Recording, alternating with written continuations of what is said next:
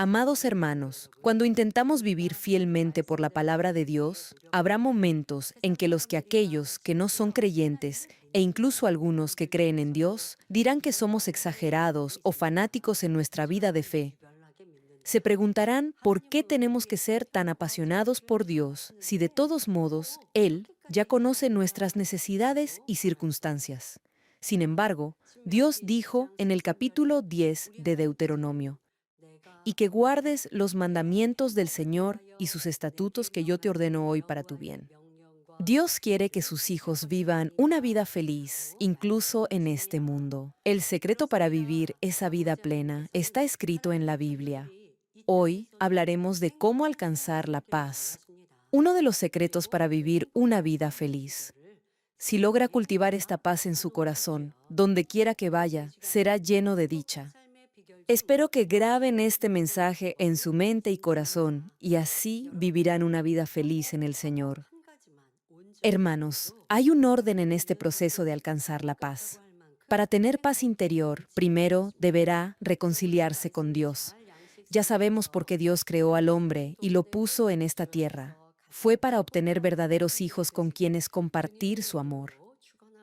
Dios creó a la humanidad a su imagen y semejanza, sembrando en su interior el conocimiento espiritual necesario para que, como hijos suyos, podamos participar plenamente de su esencia divina y amor. Cuando el primer hombre, Adán, pecó al desobedecer la palabra de Dios, a partir de ese momento todos sus descendientes vivieron en el pecado. Como consecuencia, el hombre perdió la calidad de ser hijo de Dios y se volvió esclavo del diablo. Por eso, el destino de la humanidad era el fuego eterno en el infierno. Sin embargo, Dios no abandonó al ser humano. A pesar de su pecado, Dios extendió su mano de reconciliación al enviar a su único Hijo, Jesús, para expiar todos nuestros pecados. Respecto a esto, Segunda de Corintios nos dice, y todo esto proviene de Dios, quien nos reconcilió con Él mismo por medio de Cristo. Dios sacrificó en la cruz a su amado Hijo, Jesús, para reconciliarse con los pecadores. La única vía para tener paz con Dios es resolver el problema del pecado. Puesto que Jesús, siendo libre de pecado, cargó con la culpa de toda la humanidad y murió en la cruz como un pecador, todo aquel que crea en Él como su Salvador recibirá el perdón de sus pecados. Y para confirmar nuestra pertenencia como hijos suyos, Dios envió al Espíritu Santo. De esta manera, hicimos las paces con Dios. La carta a los Gálatas lo enfatiza, y porque ustedes son hijos, Dios ha enviado el Espíritu de su Hijo a nuestros corazones, clamando, Abba Padre.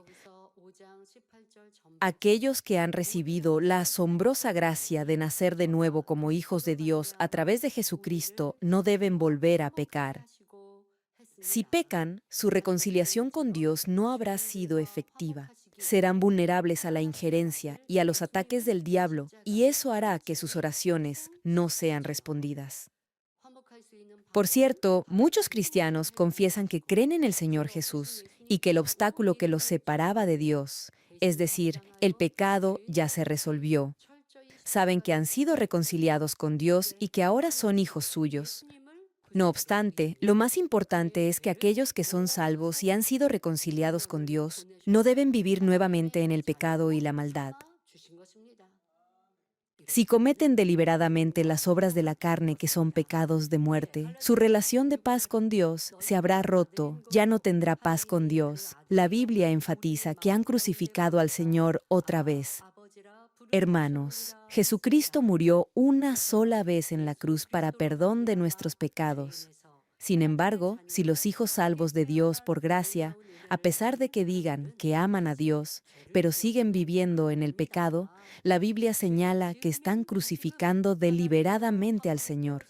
Es decir, lo están crucificando una vez más. Les pregunto, ¿acaso podrían crucificar otra vez al Señor? De ninguna manera. Aunque ya ha sido reconciliado con Dios, para mantener esa paz, no deberá pecar ni volver a sus viejos hábitos mundanos del pasado. El capítulo 5 de Jeremías lo señala y dice, Las iniquidades de ustedes han alejado estas cosas y sus pecados los han privado del bien. Aquí, estas cosas, según el versículo anterior, se refiere al temor a Dios, es decir, a estar en paz con Él. Hermanos, Dios anhela darnos solo lo bueno, respuesta a nuestras peticiones y sanidad y bendiciones de múltiple variedad. No obstante, si peca deliberadamente, es como si rechazara adrede todo lo bueno que Dios desea darle. Sin embargo, si vive por la palabra de Dios, si es agradecido por la gracia que recibe, es decir, si está en paz con Dios, Él le concederá todo lo que pida de acuerdo con su voluntad. En una familia que vive en paz, los padres escuchan y responden las peticiones de sus hijos siempre que les sea posible. Si es así en el plano natural, entonces, ¿por qué Dios, nuestro Padre Espiritual, no habría de responder a quienes se han reconciliado con Él? El capítulo 7 de Mateo dice, pues si ustedes, siendo malos, saben dar buenas cosas a sus hijos, cuanto más su Padre que está en los cielos dará cosas buenas a los que le piden. Y en Primera de Juan leemos, amados, si nuestro corazón no nos condena, confianza tenemos delante de Dios, y todo lo que pidamos lo recibimos de Él, porque guardamos sus mandamientos y hacemos las cosas que son agradables delante de sus ojos. Si no está en paz con Dios a causa del pecado, no podrá pedir con confianza, lo que significa que Dios no responderá sus oraciones ni le bendecirá. Cuando restaure su relación con Dios, nada estará fuera de su alcance. Por eso, siempre deben vivir conforme a la palabra y así estarán en paz con Dios. Hermanos, antes de reconciliarse con los demás, primero deberá reconciliarse con Dios. En 2 de Corintios leemos, y todo esto proviene de Dios, quien nos reconcilió con Él mismo por medio de Cristo y nos dio el ministerio de la reconciliación. Es decir, que Dios estaba en Cristo reconciliando al mundo con Él mismo, no tomando en cuenta a los hombres sus transgresiones, y nos ha encomendado a nosotros la palabra de la reconciliación. Darnos el ministerio de la reconciliación significa que somos llamados a compartir el Evangelio de Jesucristo con aquellos que aún viven en el pecado, separados de Dios y que van rumbo al infierno, para que ellos también puedan reconciliarse con Dios. Y el capítulo 5 de Primera de Tesalonicenses menciona, y que los tengan en muy alta estima con amor, por causa de su trabajo, vivan en paz los unos con los otros. Esto significa que no deberá vivir aislado del resto del mundo. Ya siendo salvos, ahora deberá emanar la fragancia salvífica de Cristo y evangelizar a las almas moribundas, es decir, a aquellos que no conocen al Señor. Aunque Jesús llevó la cruz hace más de 2000 años, a menos que comparta la gracia de la salvación, muy pocos se salvarán. Por eso no deberá aislarse. Más bien, deberá mantener buenas relaciones con aquellos que necesitan escuchar el Evangelio. Sin embargo, eso no quiere decir que participe de los hábitos, moda o distracciones nocivas que el mundo ofrece. Si emana la fragancia de Cristo, los demás también lo reconocerán. Si está en paz con Dios, que es lo primordial, no anhelará las cosas perecederas y vanas del mundo. No obstante, la razón por la que mantiene la paz con los inconversos, con sus colegas y amigos, es para compartir el Evangelio. De esto se trata, incluso entre los creyentes salvos, aunque todos comparten la misma meta, a menudo no están en paz los unos con los otros. A continuación, me gustaría compartir algunos principios que lo ayudarán a estar en paz con los demás. Empecemos. ¿Cuál es la razón fundamental por la que las personas no logran vivir en paz? El mayor obstáculo es que cada uno insiste en tener la razón. Sin embargo, muchas de las creencias que algunos definen o sustentan como correctas pierden validez cuando se contrastan con la verdad. Recordemos que la palabra de Dios no nos manda a juzgar, sino a perdonar, amar a nuestros enemigos y servir a los demás. A pesar de esto, hay quienes insisten en aferrarse a sus propios razonamientos. Hermanos, La paz solo se alcanza si es capaz de renunciar a su propio concepto de autojusticia, a su criterio personal, y así alinear su comportamiento, sus acciones y su estilo de vida con la verdad, que es la palabra de Dios. Por favor, examinen si han actuado así. Esto es particularmente importante dentro de la unidad familiar, la cual debería encarnar los niveles más altos de amor y paz. Dios también desea que nuestras familias estén en paz. Por eso, nos instruye a honrar a nuestros padres, amar a nuestros cónyuges y mantener una relación de amor con nuestros hermanos. Es una verdad reconocida incluso fuera de la iglesia, que la paz en el hogar trae prosperidad. De la misma manera, cuando nuestra vida está alineada con la verdad y gozamos de paz integral, Dios responderá a nuestras oraciones y el bien nos seguirá. En Proverbios leemos, mejor es un bocado seco y con él tranquilidad que una casa llena de banquetes con pleitos. El versículo enfatiza lo valiosa que es la paz en la familia. Vivir en paz, armonía y amor es, de hecho, la verdadera felicidad. Incluso si una familia es pobre en el presente, mientras vivan en armonía, se animen unos a otros y hablen positivamente, seguramente podrán prosperar. Los animo a que cada uno tome la iniciativa en sus hogares, fomentando la armonía y la paz. Para que en una familia haya paz, es crucial que haya paz entre los cónyuges. Si esto se da, los hijos igualmente vivirán en paz. A medida que sus hijos aprenden de sus padres a vivir en paz, podrán tener paz con sus hermanos y habrá armonía en toda la familia. Es como un efecto dominó o multiplicador. La Escritura nos dice que alcanzar esta paz entre esposos no es algo difícil. El capítulo 16 de Proverbios nos lo dice. Cuando los caminos del hombre son agradables al Señor, aun a sus enemigos hace estar en paz con él.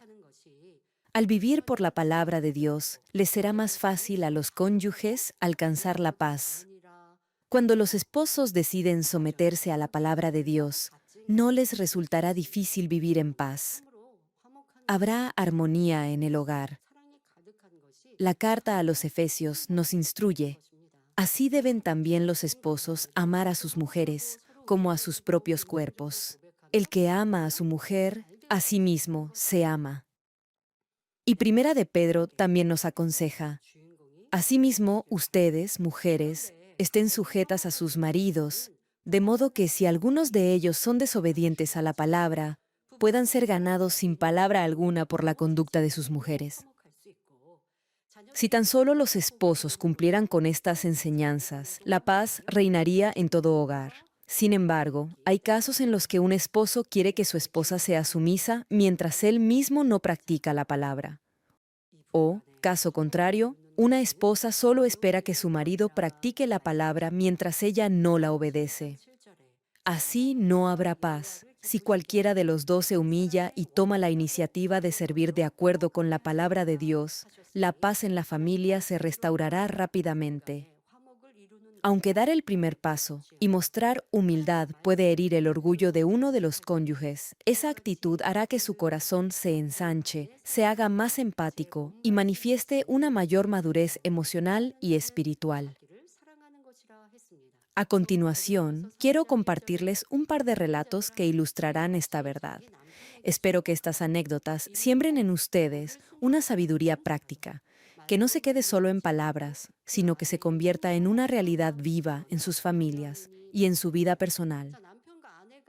Esta historia gira en torno a una pareja de ancianos que tuvo una discusión. Un día, discutieron y la anciana se molestó tanto que se negó a hablar con su marido. A la hora de la comida, le preparó la mesa, pero se sentó en un rincón de la habitación y se puso a cocer en silencio. Cuando él terminó su comida, ella simplemente le llevó un vaso con agua sin decir una sola palabra.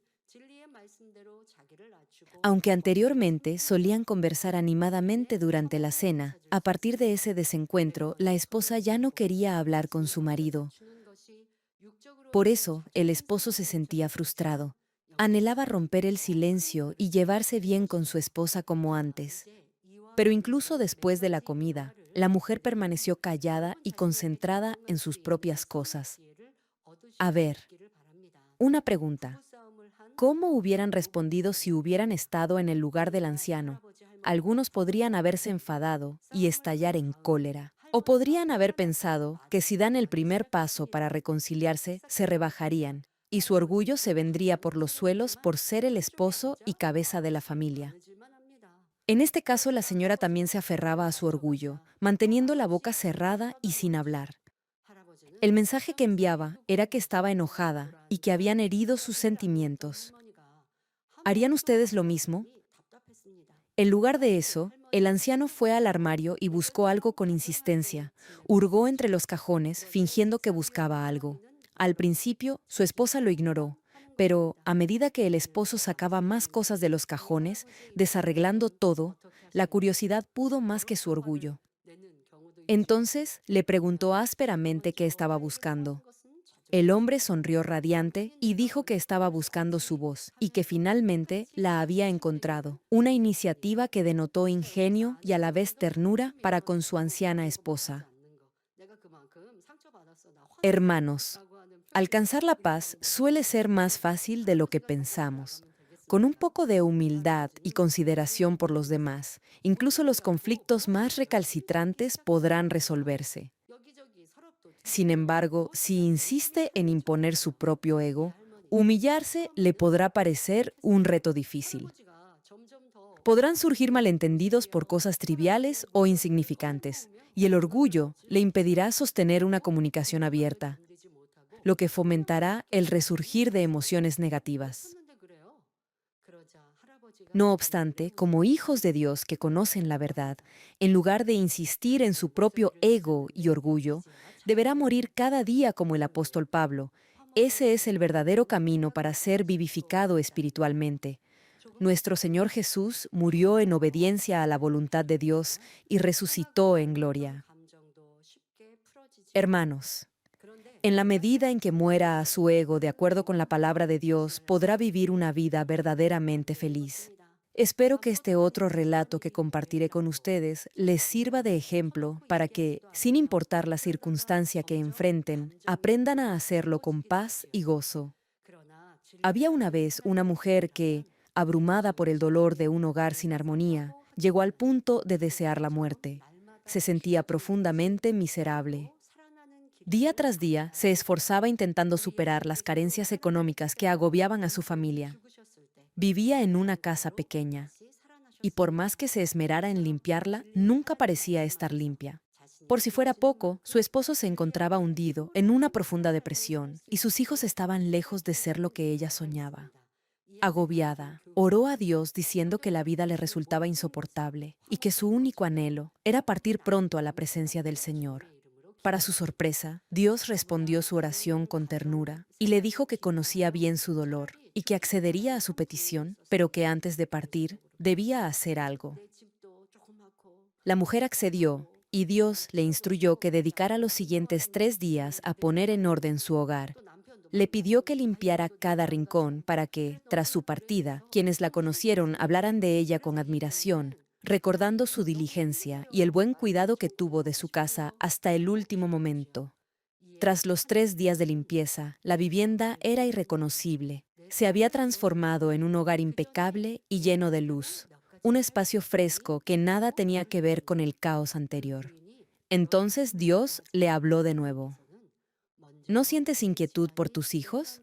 Te pido que les demuestres tu amor durante los próximos 3 días, para que cuando te vayas, el recuerdo que guarden en su corazón sea el de una madre sumamente amorosa. Y así lo hizo ella. Les mostró amor a sus hijos, esmerándose en cada detalle y cocinando para ellos con total entrega. Pasados los 3 días, Dios le dijo, «Ya casi es tiempo de que vengas al cielo, sin embargo, falta una tarea más. Sé que has estado herida y angustiada por causa de tu esposo. Aún así, por estos últimos 3 días, intenta servirle lo mejor que puedas para que, en tu funeral, él reconozca que fuiste una esposa excepcional». Aunque al principio se mostró renuente, la esposa se dedicó a servir a su marido sabiendo que estaba cerca del final. Cumplidos los 3 días, Dios le dijo a la mujer, «Hija, ha llegado el momento. Pero antes de partir, observa tu hogar por última vez. Al mirar a su alrededor, la mujer vio a sus hijos sonriendo con una alegría que no recordaba. Vio su hogar limpio y fresco, y a su esposo feliz.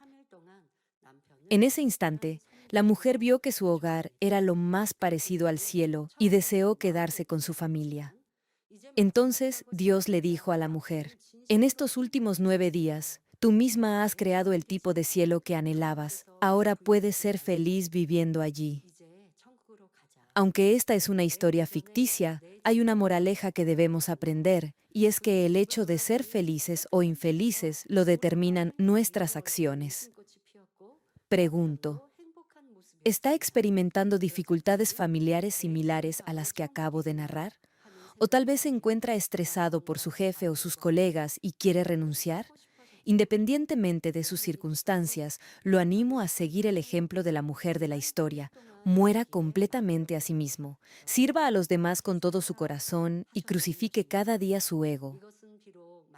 Si viven en la verdad confiando en la palabra de Dios, esa muestra de fe complacerá a Dios y con toda seguridad le concederá los deseos de su corazón. Dios puede reconciliarlo incluso con sus más acérrimos adversarios y ayudarlo en su relación con los demás. Hermano, la palabra de Dios es veraz y no hay engaño en ella, y nuestro Dios es fiel en cumplir cada promesa hecha. Confíen con mayor determinación y compromiso en este Dios fiel y vivan conforme a su palabra. Aquí termino. Cuando nuestra vida en la tierra termine, entraremos en el hermoso reino de los cielos que Dios ha preparado para nuestra dicha y felicidad. Allí viviremos eternamente, alabando y amando a nuestro Dios y Padre. La Biblia nos dice cómo debemos vivir para contemplar el rostro de nuestro amado Dios. La carta a los Hebreos y el capítulo 5 de Mateo lo mencionan. La respuesta es, siendo pacificadores. Allí donde hay un pacificador, la atmósfera cambia y la paz de Dios se hace presente. Donde quiera que haya un pacificador, habrá paz. Hoy hemos hablado de cómo tener paz con Dios y a través de estas 2 simples historias hemos visto también la forma en la que debemos mantener la paz con los demás. Oro en el nombre del Señor para que, al comprender este secreto, disfruten desde hoy de una vida colmada de plenitud, gozo y paz, y que, al final de su carrera, entren triunfantes en la Nueva Jerusalén, el lugar de gloria y felicidad eterna que Dios ha preparado para nosotros.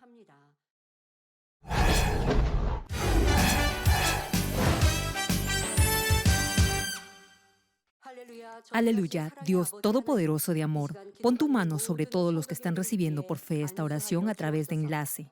Manifiesta tu obrar que trasciende el tiempo y el espacio en todos tus hijos alrededor del mundo. Dale la fe para que puedan creer y aleja todo pensamiento negativo y toda duda.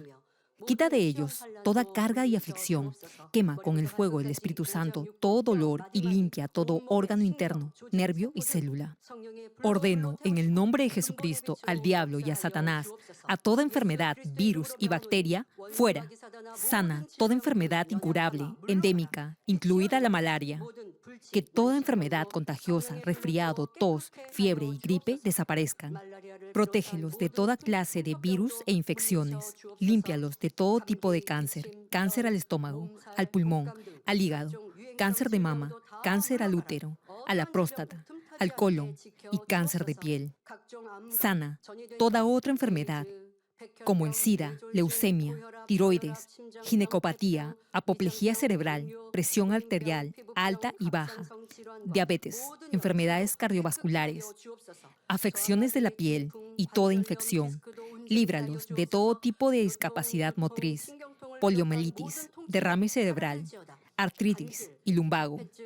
Que toda clase de dolor a la espalda, migraña y neuralgia desaparezcan. Libéralos de toda enfermedad mental, de toda epilepsia, autismo, depresión, trastorno bipolar y neurosis. Que toda parte paralizada recupere su movimiento y que los cojos y tullidos se levanten y caminen. Sana a los que tienen problemas en la vista y en el oído. Que los ciegos vean, los sordos oigan y los mudos hablen.